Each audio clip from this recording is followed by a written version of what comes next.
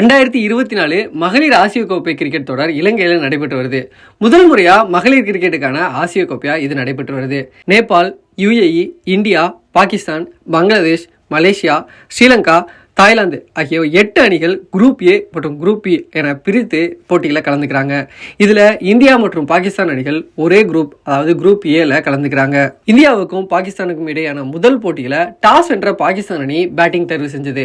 ஆனா அந்த முடிவு பாகிஸ்தான் அணிக்கு பாதகமா மாறிடுச்சு. இந்திய மகளிர் அணியோட பவுலர்கள் வரிசையா விக்கெட் வேட்டையாடினாங்க. பாகிஸ்தான் அணி 19.2 ஓவர்ல அனைத்து விக்கெட்டுகளையும் இழந்து 108 ரன்கள் மட்டுமே அடிச்சது. அந்த அணியில சிட்ரா அமீன் 35 பந்துகள்ல 25 ரன்கள் எடுத்ததே ஒரு வீராங்கனை எடுத்த அதிகபட்ச ஸ்கோரா இருந்துச்சு. அடுத்து தூபா ஹசன் 22 ரன்கள் எடுத்தாரு. 8ஆம் வரிசையில் இறங்கிய ஃபாத்திமா சனா 22 ரன்கள் எடுத்தாங்க. மற்ற எல்லாருமே சொற்ப ரன்கள்ல ஆட்டம் இழந்தாங்க.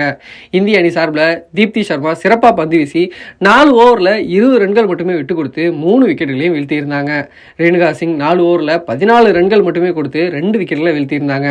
இவர் 13வது ஓவரில் அடுத்தடுத்த பந்துகளை 2 விக்கெட்டுகளை வீழ்த்தி 61 ரன்களுக்கு 4 விக்கெட் என்ற நிலையில் இருந்த பாகிஸ்தான் அணியை 61க்கு 6 என்ற நிலைக்கு கொண்டு சென்றாரு.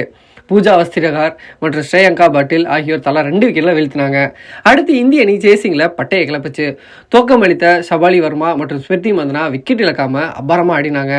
இந்த போட்டியில டாஸ் என்ற பாகிஸ்தான் பந்து வீச்சை தேர்வு செய்யும்னு எதிர்பார்த்த நிலையில மாறாக பேட்டிங்கை தேர்வு செஞ்சதே இந்த மோசமான நிலைக்கு காரணமாகும். அந்த வகையில டாஸ் முடிவை தவறா எடுத்து தங்களுக்கு தாங்களே சூனியம் வச்சுக்கிட்டது பாகிஸ்தான் மகளிர் அணி.